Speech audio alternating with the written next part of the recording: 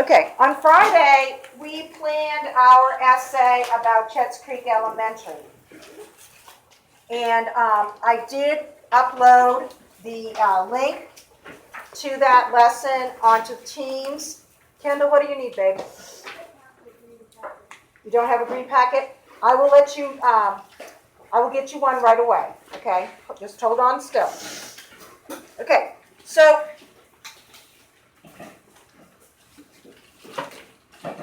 we're ready now to start writing our essay, and we're setting a goal for ourselves to complete our essay and have it published by Friday. We are going to work on this essay piece by piece, just like our standard is piece by piece, all of the different parts of the essay. Okay. If you remember back, before we did our planning, we had a lesson in which we studied the structure of an essay, and in your binder you have this piece of paper which talks about what it should look like, what your essay should look like. And today, since we're starting to write our essay, we're going to focus on the introduction. When we looked at the essay, to study the essay structure, we talked about how we want to hook the reader. Who remembers what that means, to hook the reader? Haley? Grab the reader's attention. Grab the reader's attention. We want to get their attention. We want to make them interested. We want them to read more of what we've written. So today we're actually going to start with the hook. And the chart that you have in your green packet, and hopefully you can, Kendall, look up here, and then I'll get you one when we go to work period. If you look, the very first chart in your green packet, the title of it is The Hook. Okay? And it is laid out in this chart 6 different ways in which you can hook the reader at the very beginning of your essay. You can use any of these, although I will tell you there are a couple that don't quite fit with the essay that we're working on now. And I wanted to introduce you to each of them. And then you're going to practice writing a couple before we write our introduction. All right, so let's take a look at the very first one. A simile or metaphor. Now, similes and metaphors compare two things that are not really alike. In a simile, the comparison includes the words like or as. This car's engine growls like a mad dog. That's a simile. Cars and dogs are not the same, right? Comparing the sound of an engine to the sound of a growling dog. Okay? Now, a metaphor compares two things that are not alike, but it doesn't say like or as, it says it is. So if I said, this car's engine is a mad dog, all right, then I've created a metaphor because I've taken that out. Aliana, do you need something? You don't have the booklet? You might have been absent that day. I'll get you one, okay? I'll get you one as soon as we go to work time.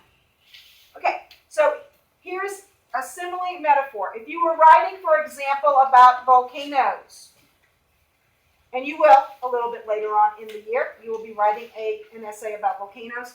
You could start out and engage the reader by saying, an erupting volcano is like a soda bottle that has been shaken before opening. The pressure inside pushes the liquid out of the opening with great force. So you've compared a volcano to a soda bottle that you've shaken. All right?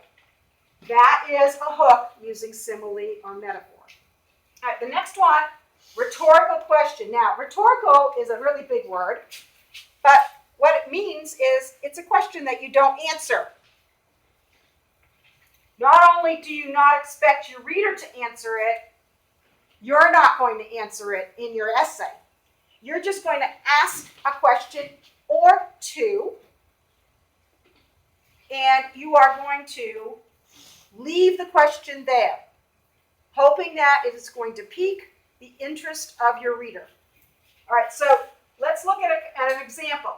If you were writing an essay about a special person who was your best friend, you might write, if you could design the perfect friend, what qualities would you choose? Would you want your friend to be a good listener? Or are you looking for someone who loves video games as much as you do? Okay, rhetorical questions. And remember, our hook is 2 to 3 sentences long. All right, rhetorical questions. Notice there's no answer. And you don't want to be asking a question that someone can say yes or no to, because if you want this to be a hook that gets somebody interested and you say, do you like popcorn? And the reader says no, moving on, reading another essay, okay? So you want to make sure that it's not a question that could be answered yes or no. All right, next one is called global statement. Now, a global statement, think about the globe, the entire world, okay? The entire world. So everyone.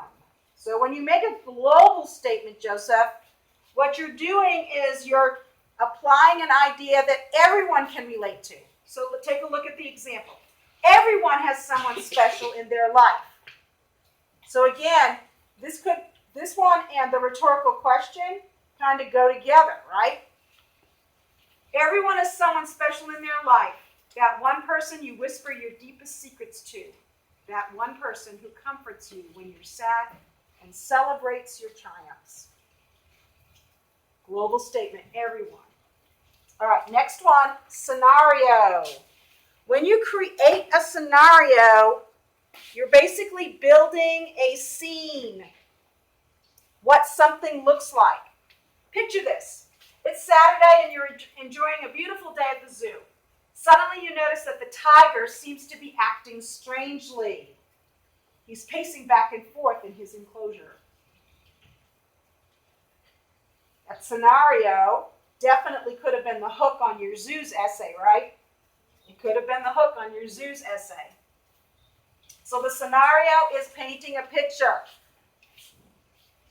All right, the next two I don't think are going to apply to our essay that we're writing on Schitt's Creek. I just don't think that they apply. But if you're using a text set and you're writing an essay and you have some of this in the text set, you might be able to use it. So, a surprising fact. Now, you want it to be surprising to your reader. So, if it was surprising to you when you read it in the text set, it might be surprising to the reader. Okay, here's one. According to the American Institute for Research, 2.5 million children in our country are homeless. That means 1 in every 30 children in the United States. Chances are someone sitting in your classroom right now does not have a home. A surprising fact, something that you might not even think about. Okay. Remember, you're trying to grab the reader's attention. Remember, you're trying to get them interested to read more. And a surprising fact can do that. Okay, the last type of hook is a quote. Now, again, this is going to probably mostly apply if you've done some research or you have some kind of a text set that you can pull from and you're going to quote. All right? Maybe quoting an authority, someone who is a specialist in that topic, an expert. All right, so here's a quote. 16 million kids in America are not getting the food they need. This shocking statistic comes from No Kid Hungry, an organization whose mission is to end childhood hunger in America. Okay, so you can quote, hopefully, an expert or an authority on the subject that you're going to write about. Okay, so that's 6 different hooks. All right, what you're going to do today during the work time is you're going to work on writing 4 hooks to your essay on Schitt's Creek. I think that the first 4 of these types of hooks that we have on this sheet are probably going to go best with your essay. So what I would do is choose one of them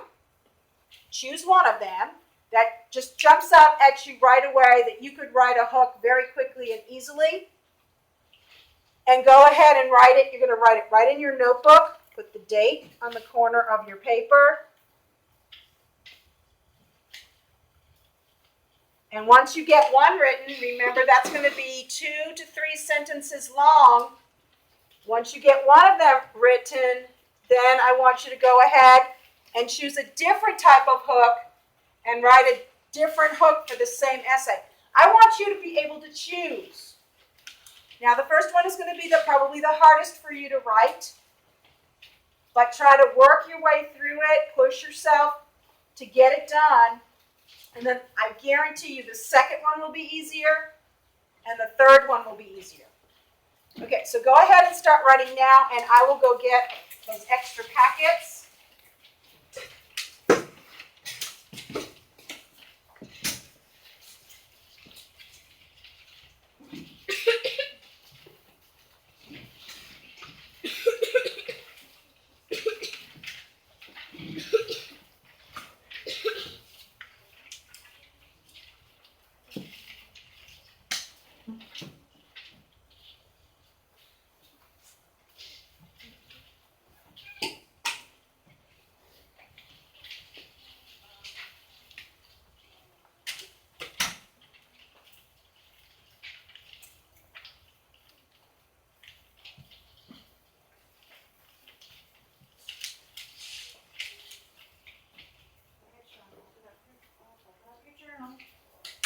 Open up your journal. Date on the corner, please.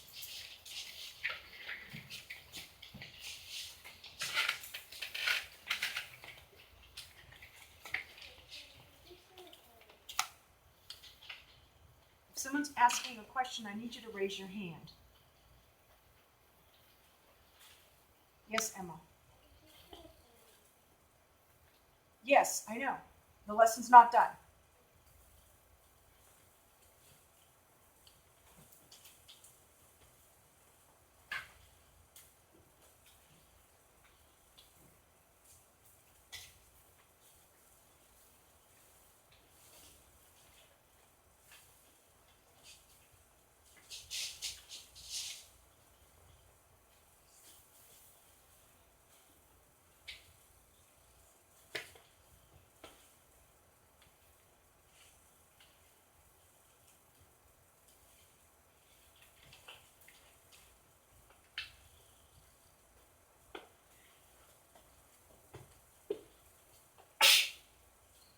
Bless you.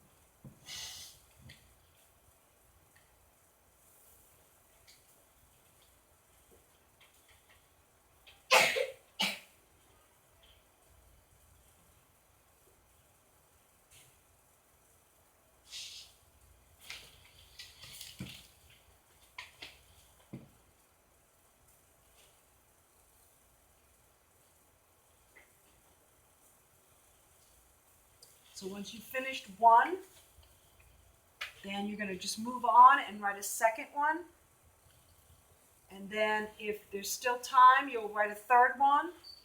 And that way you'll get a chance to choose the one that's the best. Galila, do you have a question? I'm sorry.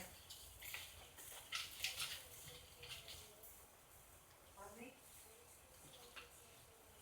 You're not supposed to write the same thing as is me, I'm writing my essay, you're writing your essay. But you're supposed to write 3 hooks. It's about, we already planned the essay, right? It's the essay we planned, I Love Chips Creek. Everybody has their plan, everybody's plan is done and ready to go. So once you will have written the first, notice the one that I wrote is a scenario one. Okay.